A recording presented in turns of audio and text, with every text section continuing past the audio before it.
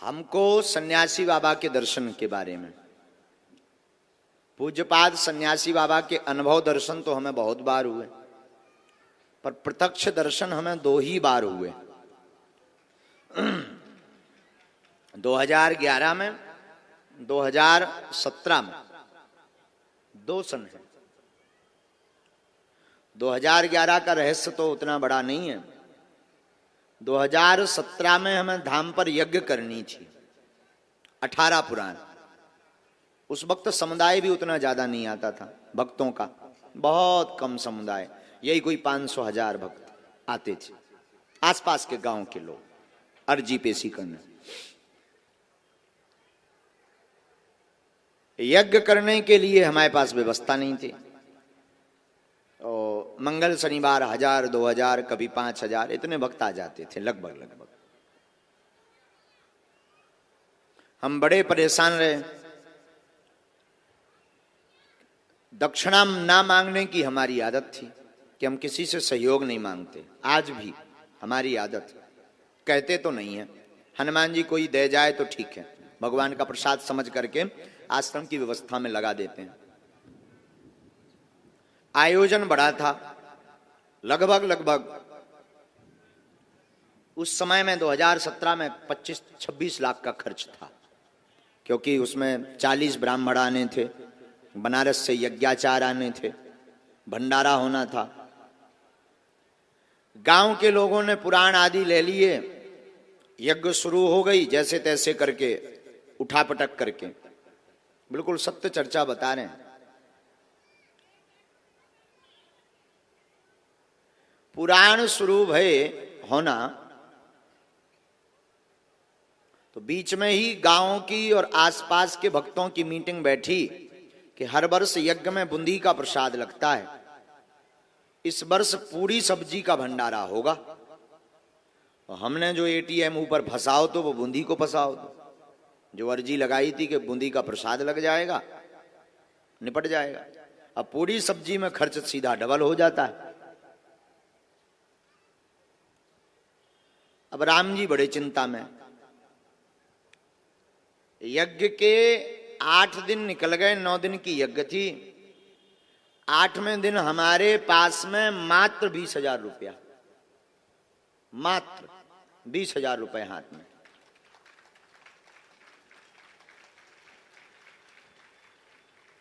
ब्राह्मणों की दक्षिणा ही हमें 4 लाख के लगभग देनी थी और भंडारे का सामान मंगवाना था। अब जो सेठ आदि थे उन्होंने कहा कि महाराज जी नगद लगेगा। अब बड़ी चिंता पड़ गई, खूब व्यवस्था बन गई, यज्ञ का खूब झंका मंका हो गया। लेकिन अब विचार करने लगे कि अंतिम दिन नाक ना कट जाए। अर्जी लगाएं तो किससे लगाएं? उधार मांगने की सामर्थ्यता नहीं थी, क्योंकि कभी आज तक हमने उधार मांगा नहीं, और इतने हम बड़े भी नहीं थे कि कोई हमें उधार इतनी बड़ी रकम 8-10 लाख रुपए दे दे। मन में था कि 3-4 लाख रुपया आ जाए तो ब्राह्मणों की दक्षिणा चुक जाए, भंडारे का देखा जाएगा, जो भी होगा सामान मंगाते हैं। तो एक सेठ को निवेदन किया कि हम आपका चुका देंगे, हर हाल में दे देंगे। उसने जैसे तैसे करके राशन सामान तो दे दिया, भंडारा तो बनने लगा, लेकिन अब ब्राह्मणों की दक्षिणा।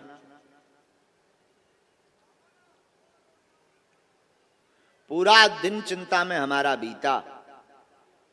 शाम हुई, यहां पर खेत में वहां कोने में रामलीला लगी थी, चित्रकूट की रामलीला थी। 18 पुराण सामने, जहां पर जिगजैग बन रहा है वहां 18 पुराण बैठे थे।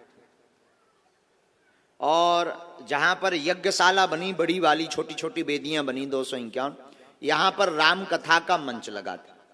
हम राम कथा कर रहे थे स्वयं। गांव का खूब सहयोग मिला, जन जन की जितनी सामर्थ्यता थी गांव वालों ने सहयोग किया। बड़ा आयोजन, हमारे गांव के सब समाज के लोग, अहिरवार समाज के लोग से लेकर के हमारे भाई भैया हैं, आदिवासी जी हैं, सब जनन ने अटूट मेहनत की दिन ना रात। बड़ी उन्हें प्रसन्नता रहती थी, मन भी बड़ा अच्छा लगता था उन सबका। हमारा भी मन बड़ा गदगद था। लेकिन अब ये आप बीती बताएं किसको? बड़े बड़े जो लोग थे तो वो तो नाम के रहते हैं, मांग ले अगर उधारी, सोने मोह मंगोरा सो फुला के भग जाने। तो मन में था कि अब करें तो करें क्या।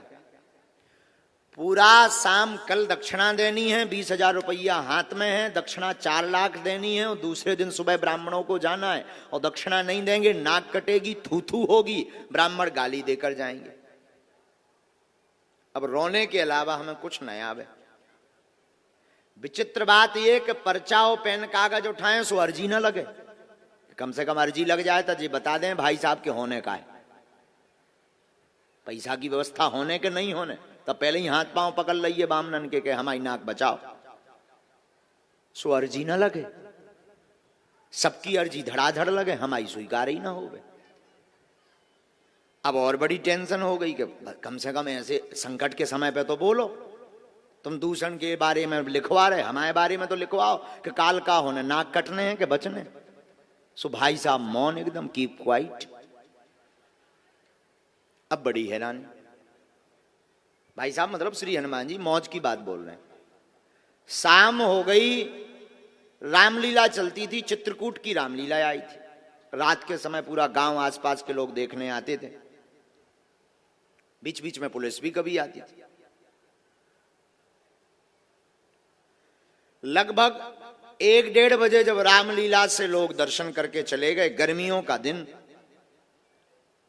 मटकों में पानी भरा रहता था, हमें तो भोजन ना भय, एक रोटी का निवाला नहीं गया भीतर।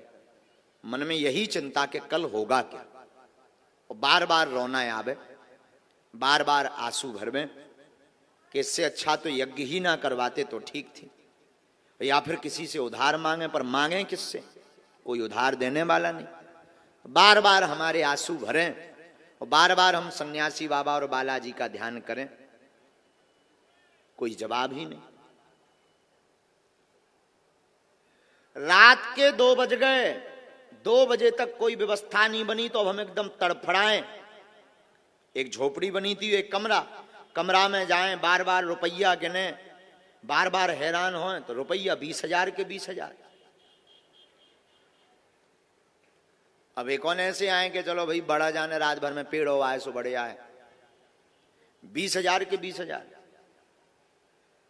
रात के 2 बज गए तो कोने में हर जो नीम के पेड़े लगे हैं, अभी भी मंदिर में लगे हैं, मंदिर के नीचे में जो नीम के पेड़े लगे, इन पेड़न के नीचे जो है पानी के मटका भरे थे, पानी के मटका।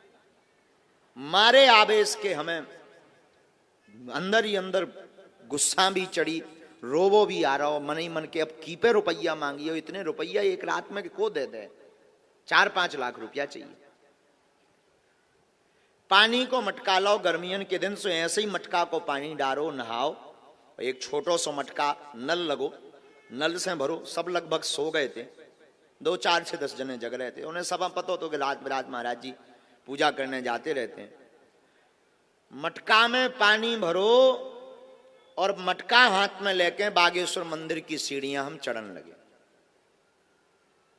और जैसे ही 4 सीढ़ी चढ़े और 5वीं पे पैर रखो, सोई सन्यासी बाबा बोल गए,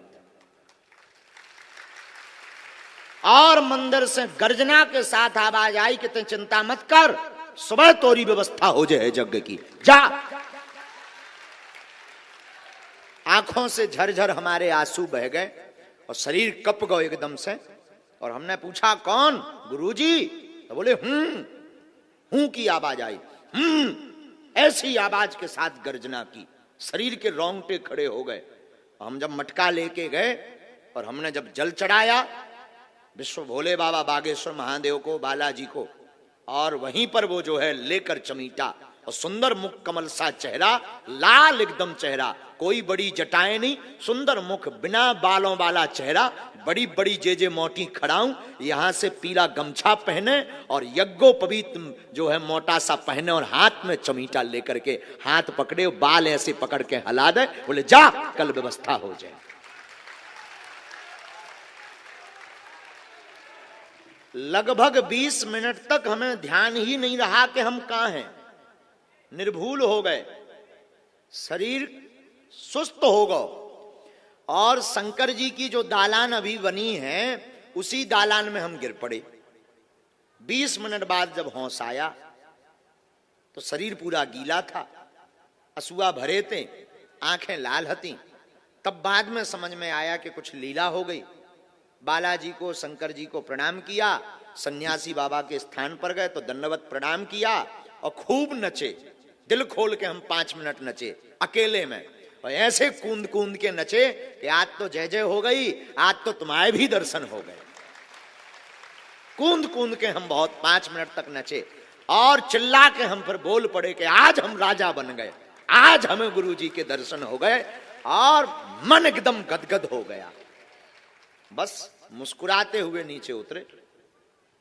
1-1.5 घंटा तो नींद ही नहीं आई। वो छवि बार बार, वो मुख, सुंदर सा मुख, एकदम लाल श्वेत, बढ़िया बिना दाढ़ी का चेहरा, वो सुंदर कमल सा चेहरा, वो मोटी खड़ाऊ, इतनी ऊंची खड़ाऊ, और यहां से पहने वो गमछा और मोटा यज्ञोपवीत, और 8-9 फीट का लंबा चमीटा हाथ में, और बड़ी बड़ी आंखें, और मुस्कुरा करके भौएं वो टेढ़ी जब हमने देखी, अद्भुत शरीर में रोमांच। 1.5 घंटे तक निर्भूलता रही शरीर में।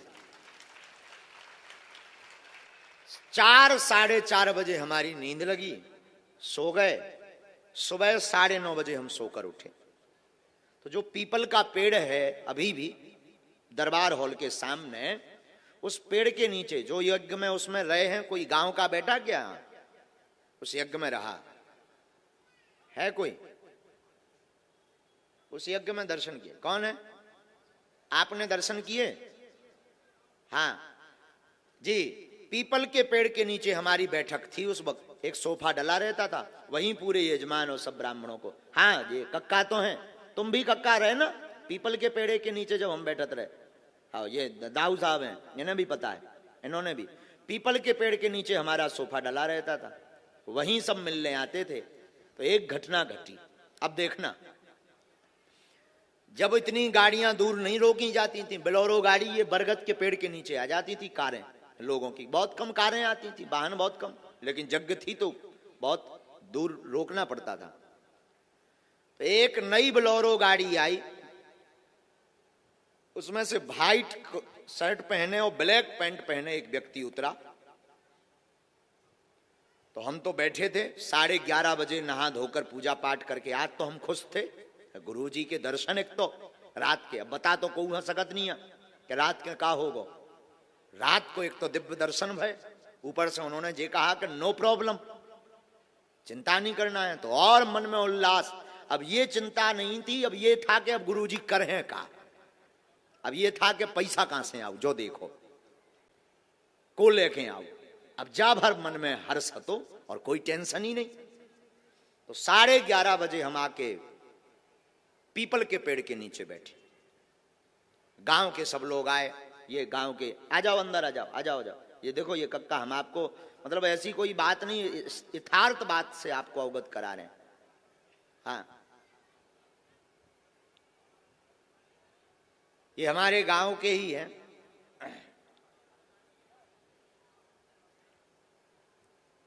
ये दोनों आप यजमान भी रहे, कायदाऊ यजमान, उसमें पुराण में यजमान रहेगा तुम।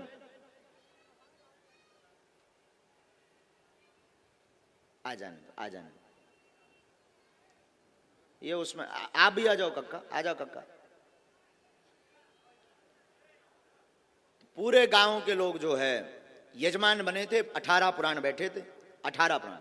आपको पुराण हतो कहूं मैं? 18 पुराण में हतो नहीं, एक तुमाओ भी पुराण हतो, हमें ध्यान है। जय हो।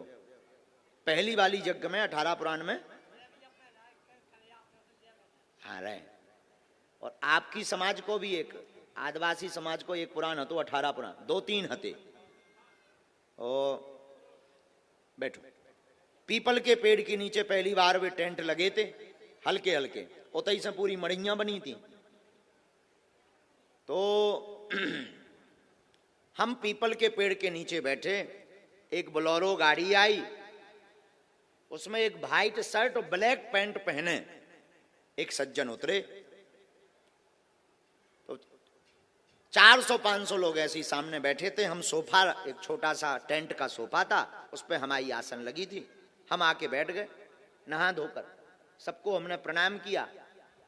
और एक नेपाली बाबा हते, नेपाली बाबा, एक महात्मा जी, नेपाल वाले महात्मा जी, बड़ी जटा वाले, ऊपर डेरा जमाए थे, धूना जमाए थे, हैं? ध्यान है ना? एक नेपाली बाबा जो है, जो धूना जमाए थे, उन महात्मा जी को हमने प्रणाम किया। तो 400-500 लोग ऐसे ही बैठे थे, सबसे हम मिल रहे थे, सब अपनी अपनी बात बता रहे थे। वो जो सज्जन व्हाइट शर्ट और ब्लैक पैंट पहने आए थे, एकदम अच्छे कपड़े, बहुत सुंदर से कपड़े, वो आके बैठ गए। हमने पूछा कि बताओ भाई कहां से आए हैं? तो उन्होंने बताया कि हम झांसी से आए हैं। हमने कहा वाह। उन्होंने हमें बताया कि हम जो है झांसी से आए हैं और झांसी से आकर के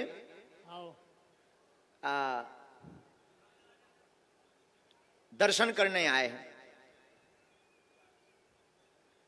हमने कहा बहुत बढ़िया, विराजो। हमने कहा प्रसाद पाया आपने? बोले अभी नहीं, हम बाद में पाएंगे। एक बैग वो काला लाए, बोले ये गुरुजी हमारे, आपने कृपा कर दी, हमारा भाई जेल में था और आपकी कृपा से जेल से निकल गया, 3 साल पहले अर्जी लगाई थी।